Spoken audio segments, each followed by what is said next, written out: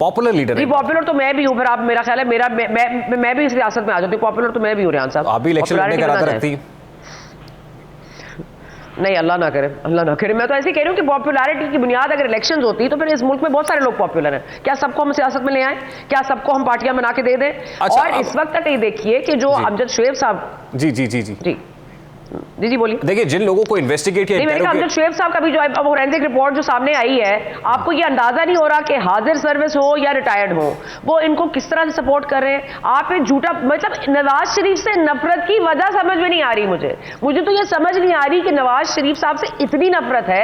हमें तो मुल्क से मोहब्बत करनी थी, यहाँ लोगों से अनाज पैदा कर ली है, नफरत है कि खत्म नहीं हो रही। मतलब आपको खत्म कीजिए। अगर आप उनको ले आए हैं, उनके पैर पड़ के बाजवा साहब उनको कन्विंस करके अदम एतमाद के लिए राजी कर लिया और एक आईनी तरीके से प्राइम मिनिस्टर को हटा दिया गया, तो अब क्या करें? और नवाज शरीफ साहब और आपके लिए क्या करें कि आपकी नफरत खत्म हो जाए? मुझे बता दें, नवाज शरीफ साहब इनको इतने बुरे क्यों लगते हैं? उन्होंने क्या किया? या तो हमें खुल के बता दें ताकि हम सबको बुरे लगे। मतलब मुझे भी लगता है कि वो उनको लंदन में नहीं बैठना चाहिए, यहां पर वापस आना चाहिए।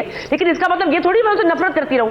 मोहब्बत ना सही, नफरत क्यों करूं मैं उनसे? आप लोग किस बुनियाद पर नफरत करते हैं? 26/11 के ऊपर अगर आपको मसला था तो आपने परवेज रशीद को फारिग किया, आपने सिरल अलमायडा को फारिग करवाया, आपने इतनी कुर्बानियां ले ली, फिर भी आपके जज्बात ठंडे नहीं होते, आपको चैन नहीं आता। आप उसकी बेटी को भी जाते हैं, आप उसके लोगों को भी जाते हैं, आप राना सनाउल्लाह के पीछे भी जाते हैं, आप ख्वाजा आसिफ के पीछे भी जाते हैं। कभी आप कुछ करते हैं, कभी आप कोई केस बनाते हैं। आज ये ट्रक वाली जो मामला है, ये ट्रक आपके लिए तैयार है। अच्छा, कुछ किरदारों के खिलाफ तो घेरा तंग हो रहा है और ये खबरें आ रही है कि लंदन में बैठे हुए भी कुछ लोगों के खिलाफ जो वहां से एक मुनज़्ज़म प्रोपेगेंडा मुहिम चला रहे हैं, उनके खिलाफ भी घेरा तंग करने की जो प्लानिंग है वो पूरी तरीके से मुकम्मल हो गई और वहां से भी कुछ लोगों को लाया जाएगा।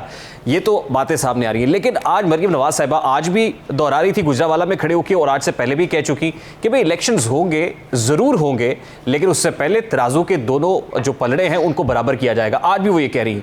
तो आज जब सदर मुमलिकत ने तारीख दे दी इलेक्शंस की, तो इलेक्शंस पहले होंगे या तराजू के पलड़े जो है वो दोनों बराबर होंगे? देखिए, इलेक्शंस तो नहीं होंगे, ठीक है। ये 90 दिन में इलेक्शंस नहीं होंगे। आप चाहे जो मर्जी कर लीजिए, आप आइन को ले आइए, आप तमाम चीज़ों को ले आइए, आपके पास पैसे नहीं है, ठीक है। मेरा नहीं ख्याल कि ये लोग डर रहे हैं। देखिए, डर किस चीज़ का होता है? मैं ये कह रही हूँ, ये डर रहे हैं, ये खौफ खा रहे हैं, इलेक्शन से भाग रहे हैं। इलेक्शन से क्यों भागेंगे भाई? आप पहले भी पंजाब में आपकी मेजोरिटी थी, अब भी अगर आ जाती है तो इनको क्या फर्क पड़ेगा? तो क्या फेडरल में तो ये है मौजूद, ये तो फेडरल असेंबली नहीं तहलील कर रहे।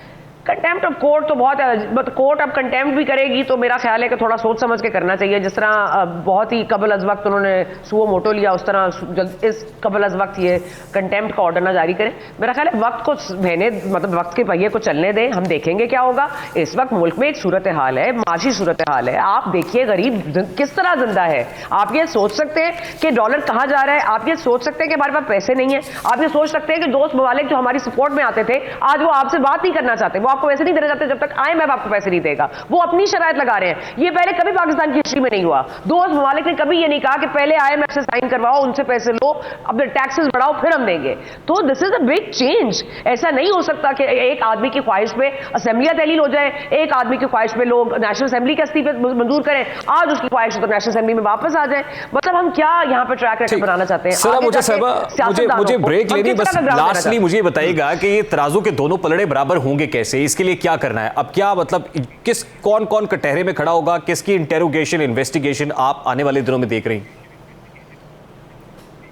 देखिए, मीज़ान तो क़यामत के दिन होगा और मीज़ान पे जो चीज़ें हमारी नेकियां और हमारे जो अमाल हैं वो उस दिन ही जज हो सकते हैं। यहाँ पर पलड़े कभी भी बराबर नहीं होंगे, क्योंकि यहाँ पर कोई भी इस तरह से ना रिपोर्ट करता है, ना डॉक्यूमेंट करता है कि हमने क्या क्या गुनाह किए हैं और क्या क्या हमें बुराइयाँ हैं। कहाँ से चीज़ों को सीधा करेंगे, किस किस का इंतकाम लेंगे, किस किस को इंसाफ देंगे और किस बुनियाद पर देंगे, और उनको इंसाफ देने में पूरा मुल्क ही लिपटा जाएगा। आप प्लीज़ इस बात से निकल आए मरियम साहबा। ये कोई ऐसी बात नहीं है क्या मीज़ान बराबर हो, क्या बराबर होगा? ना एहल कर दे इमरान खान साहब को कि उससे क्या होगा, क्या होगा उससे? नवाज शरीफ साहब को क्लीन एग्जिट मिल जाएगा।